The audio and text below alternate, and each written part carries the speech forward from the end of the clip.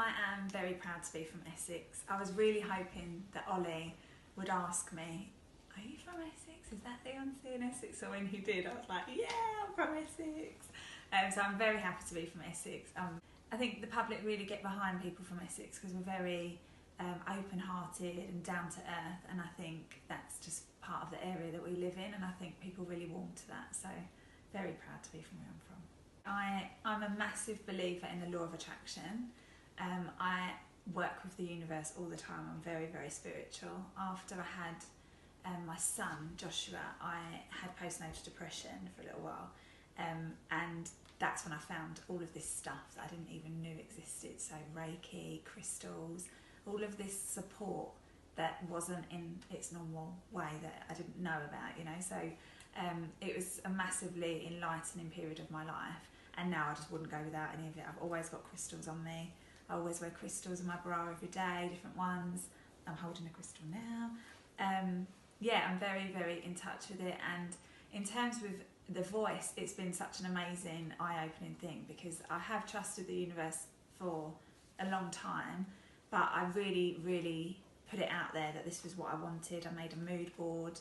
I put Jennifer Hudson's face on it. I put the voice on it. I wanted to be on The Voice in Jennifer Hudson's team, and I started making it very public. There's a local lady called Kerry Jarvis, Do It Like a Mother, and I did one of her courses, and it was called Thrive, and it was all about, you know, what you want to achieve. So I put it out there then, and actually I wanted to do X Factor initially, but it ended up that The Voice was very clearly the right route for me, and actually because of the work I do with the universe, I was able to see that that was right for me. And it's such a lovely show. They really look after you, and they believe in all of the same things as me about well-being and nurturing talent and nurturing the people behind the scenes. So once The Voice came up, I set my sights on it. I was manifesting it, journaling on it. There's so much work I've done to get here that's just to get the audition, and nothing to do with singing, just about working with the universe to let it know what I want. So I'm very passionate about it. I love telling people about it because I want other people to do the same thing, because it is available to all of us. So yeah, I'm massively spiritual. It is a massive juggle in life at the moment, but it was before. I'm somebody, I've learned that I keep busy. You know, I do have a lot of things that I'm passionate about, so I feel like I need to have 10 of me to do all of the things I want to do. Which I'm sure most mums can relate to. You know, there's never enough time in the day. But through doing these courses that I mentioned earlier, I've just learned that I have to put myself first a little bit. And so I'm still at the school gate, and you know, the school run it drives me nuts because I'm constantly on a time limit. But yeah, the mortgages stuff is obviously my work. I'm really passionate about that as well. We've just recently set up the Mortgage Mum, so I've been a mortgage broker now for about 4 years, maybe 5 years, and the Mortgage Mum was something that was a bit of a joke. You know, it wasn't something that was a real thing. It was just like Instagram name. Oh, I just need something gimmicky, and then it really related to people. I think mums support mums here, especially in Leigh. So I'm a massive promoter of supporting other mums in business, other women in business. So mums get behind other mums. We are a lovely support network, and so as soon as they see the Mortgage Mum, people are starting to come to me, families are coming to me, and I want other women, I want to eventually give other women the opportunity to do mortgages themselves, maybe become a mortgage mum in the future, just because I know how well it works, and I know so many mums who are lost, bored, don't have enough money, want to do something, but don't know what they want to do, but they still want to be there for their kids, and it's like this constant struggle. So that's something that's coming up soon, hopefully, for the Mortgage Mum. And hopefully I'll be stepping away from actually writing mortgages because I would like to do more singing. So the Mortgage Mum has come about obviously recently to allow me to kind of step into a different role. But in terms of juggling, I don't know, do you know, everyone asks me this and I don't actually know how I do it. I multitask, so I usually will have Joshua on my hip while singing, unloading a dishwasher, cooking dinner. The singing just has to come into what we're doing. I don't designate time to singing. I will sing while we're doing other things. So the kids know all my songs because I'm doing it while cooking, or I'm doing it while they're eating their dinner, I'm in their playroom singing, or we're in the car singing. So the singing kind of has to fit in and turn into a game with the kids. and that's kind of how I've made that work. And the mortgages is just busy. It's just busy. I have to just do it when I can. I think I learned the hard way that you have to have self-care in your routine, and when I let that slip, that's when I notice myself getting stressed out, overwhelmed with everything that's going on. So I do yoga first thing in the morning. I literally get up, roll out my mat, do a bit of yoga upstairs. The kids sometimes are there and join in, sometimes they just watch and, you know, just watch me doing a downward dog in front of them. So I generally start most days like that, and again, if I don't, if I'm lazy and I stay in bed, then I notice I'm on tilt straight away because I haven't centred myself before everything kicks off. I wear crystals every day, so that's kind of helping support me throughout the day. Rose quartz baths are like my favourite thing in the world, so put a bit of rose quartz in a bath and just is like a soothing for the soul. It's so good. And spending time with other women who are like-minded. So there's lots of lovely friends I have, but I have to make sure I spend time with women who, you know, are doing things to do with the universe, or things, self-care things to do. I go and have Reiki once a month. Or I go to women's circles, so where we sit in circle and we talk openly. That's every other month. So there's loads of little things I do. I don't do anything consistently, but there's something I do every single week that is for me, that grounds me, keeps me like centered, or just supports me. And I now know I need to do that. And there's so many mums and women that also do need to do that, but we're all very good at being busy. We're all very good at not having enough time. But I've found that by doing that, it gives me more time. I don't know how it works, but I just know it needs to happen. And if I don't, I'm punished for it, and I'm very quickly stressed and overwhelmed, like lots of people can get. So yeah, that's my self-care. So I am a massive fan of Leigh, and I tell everyone about Leigh who doesn't live here. I'm very proud of it. There's so many things I love doing in Leigh. I love when we walk to the Broadway, walk along Marine Parade and look out the view, and we spot all the boats while we're walking. Whatever the weather, it's lovely walking along there. Having breakfast, I love going to Squeeze, Stop the World. I love the brunch company. I love the Corner Club. I love, to be honest, there's so many places I could go out for breakfast in Leigh every single day of the week if I let myself. Hippos is another one I love. And yeah, I love going for breakfast, going for a walk in Leigh, taking the kids to the park. Me and Sin will go in the crystal tree and pick out a few crystals, or just see what's taken our fancy that day. And then you should go in the library with the kids, they can get a nice book. And then if I'm lucky, we can go out for lunch as well. The kids love going to the beach, so it's always nice to kind of start in the Broadway, then work our way down to the old Leigh, throw some stones in the water, get them an ice cream. Although we love cookies and cakes, so we now have to go all the way back up to the Broadway for an ice cream, because that is, yeah, we love it there. So yeah, I feel like you could spend an entire day just mooching around Leigh and just enjoying good food, lovely drinks and ice cream and just nice views. So I love it because I think it's really nice to show the kids you don't always need to have like loads of toys or iPads, although they have got both things, but just getting them outside and doing little simple things with them. But then it's something for us as well, because we get to have nice food and drink and stuff. So yeah, we love going to Leigh, and we usually pop in the butchers as well, say hello to them and get our meat for our roast when we get home. So yeah, I love a Sunday in Leigh. The other thing we love to do, if we're not heading to the Broadway and going that way, we'll go the other way and go to Belfairs Woods. The kids absolutely love it there. Finding stickmans and just going through the woods. And there's obviously 2 parks once you get to the other end. So it's always a debate which park we're going to go to, and then we can go into have a little drink or whatever in the cafe, and they can play with all the little games they've got in there, like the insect bits and pieces. So I feel like I could go out all week in Leigh in the holidays, never leave the town, and entertain the kids every single day with something different. It's lovely. It's so cute when they see me on TV. Joshua he's 2 and I never thought he'd understand in any way, but he totally gets it. He's always saying to preschool, "My mummy sing, my mummy pretty, my mummy sing TV." So he gets so excited and he'll ask for it again and again, mummy sing TV, and just points to the screen and goes, "Mama, it's you, Mama." So he gets really excited. My daughter totally gets it. So she watches The Voice every day pretty much. Like, even if I'm not on it, she watches it. So she's got completely, she doesn't get as animated as Joshua.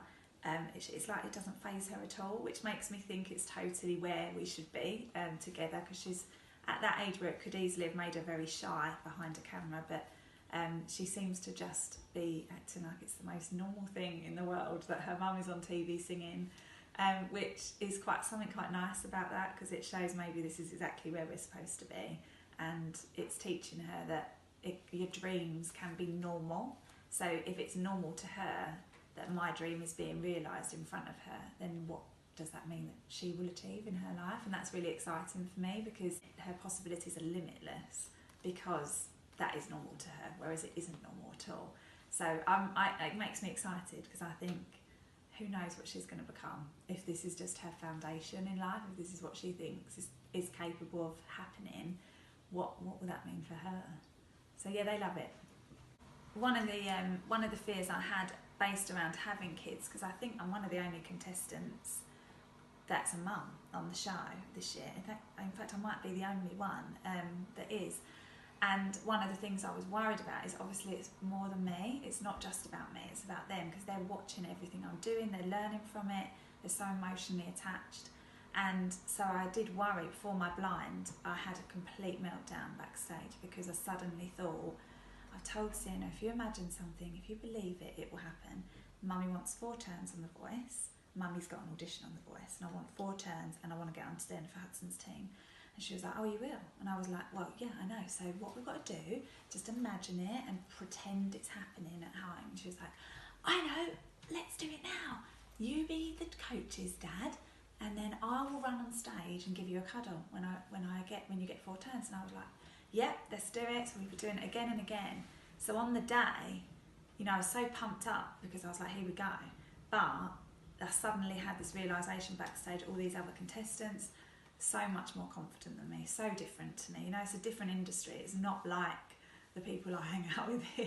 It's very different. So I was backstage thinking, oh God, this is really happening. And if I don't do this, how do I explain that to her? That, oh yeah, no, it is real. It just didn't work this time, but it is real. Like, trust me, if you imagine something, it can happen. So I felt like so much pressure, like mum pressure backstage. And I did, now before, I think it was about 20 minutes before the show started, the producers said, we're on in 20 minutes, everyone needs to be ready, to be getting on, you're not going to know what order, we're going to pull you downstairs in groups of 3. And I felt, oh, I'm going to drown, like I'm drowning in my own skin, because I was so panicking inside, I just lost my head. But this woman, she was fantastic, and she took me to one side, she just went, Sarah, can we have a quick chat? And I was like, yeah, we can have a chat. And when she took me backstage and she just said, what's going on? As soon as she took me away from everyone, I burst into tears. And I was like, I'm so scared, and my daughter's there, and I'm scared I'm going to forget the words and let everyone down. And everyone's waiting to see what I do. And this is my moment. I've been waiting for such a long time. And she was so good. She was just like, look, if this was Sienna, if you were her, what would you say to her? And I was like, crying my eyes out, because any time that happens, you're just so vulnerable anyway. So I thought, I'd tell her she can never disappoint me. She just has to show up and like be courageous, and she's so brave just to get up there. And she was like, so say that to yourself, you just need to show up, get on that stage and do what you do best. And I was like, okay, yeah, you're right. So the fear was like nothing I've ever known. So nobody realised that when they watch it. You watch it, it's very quick. V2, these are my kids, this is who I am, I live in Leigh. I'm very excited to be here, bang, I'm on stage. There was hours of, real anxiety. But obviously when it happened, it was like the best thing ever. It wasn't just about the fact I got 4 turns. It wasn't just about the fact I got through.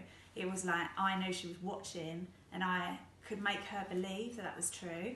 So that is why I doubled over. That's why I ran on the spot, because it's like, as a mum, that was like victory. I just thought, yeah, that's my victory dance. Yes, this has happened.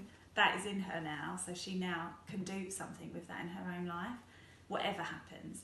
But yeah, and so having the kids is a massive driver, as well as being a big pressure, because obviously, unless I win it, there's going to have to be a point where I may have to say to Sienna, it didn't work out the way I wanted it to, and teach her about resilience, and teach her about a whole other thing that, you know, a 5-year-old may not necessarily have a clue about at this point. But yeah, I'm choosing to believe that that's still valuable, you know, whatever happens, and those moments are hopefully the ones she'll be triggered by and like will remember, rather than whatever happens. Yeah, and I like winning, you never know. So at the moment I've just got through my battle and just won the battle, which was absolutely unreal. So yeah, I've got through the blinds, now through the battles, so it's on to knockouts, which is where with each coach has 6 in their team. She's going to put 3 of us against 3, and there will be 1 winner from each 3, and those people go through to the live shows, which is the semi-final, straight to the semi-final. So it's a massive cut, this one. It goes from 24 to 8. So this is the toughest stage of the whole thing, and I'm back to singing on my own, so, but with the chairs looking at me this time, so everything is going to be different. But I'm excited because we're obviously going to get a bit more time with Jennifer, more time with the band, and loads more coaching, so I'm really excited for the next bit. One of my main things I want to do is inspire other people, particularly kids, not just 5-year-olds, but teenagers. There's so much pressure on them now with social media, and I think the messages are getting stronger, as in, do chase your dreams. You know, I see a lot on social media about that, which is great. But one of the things I'm doing is talking in schools and speaking to the students, local schools that I went to, because obviously my time is really limited, but I have taken the time to do that recently, just because I remember what it was like to be at school, and you kind of, your dreams get trampled on the older you get, and it's taken me like till I was much older to rediscover that. So I'd love to give them that kind of hope that if they work hard, if they're ambitious, if they hold their beliefs and their dreams high in their mind, and they believe in themselves, they can do what it is that they want to do. And I said to them more recently, your job is to find the thing that lights you up, and use school to find that, because there's loads of things you can do, clubs and studies, and just notice what things light you up on the inside, what things make you feel really good when you're doing them. And if they make you feel good and then you're scared and you're fearful and you think, I can't do that, that probably means that's what you should be doing with your life. So use the time wisely, use the support around you, and just tap into that and know that fear will never go away, because it never goes away. I'm doing what I've always dreamed, and I am most terrified every time I get on the stage, because it just accompanies it. It's just, if you care that much, you're going to get that scared about it. So yeah, it's really important to me that people are inspired by me, because that's the whole point of what I'm doing. You know, it's not just about me, it's about the ripple effect that that can have on other people, which is why I'm so glad it didn't happen before now, because before now, if I was in my 20s, I wouldn't have cared about that. I would have just thought, yeah, I want to be famous and rich. Now it's so much more than that. It's so much more important for different reasons. So it's lovely that you think I'm a role model. That's really lovely to hear. At this point, Leigh C, Leigh Love Leigh and Essex want to wish you all the best in the coming rounds. Thank you so much. And thanks for all your support so far. I've really appreciated it.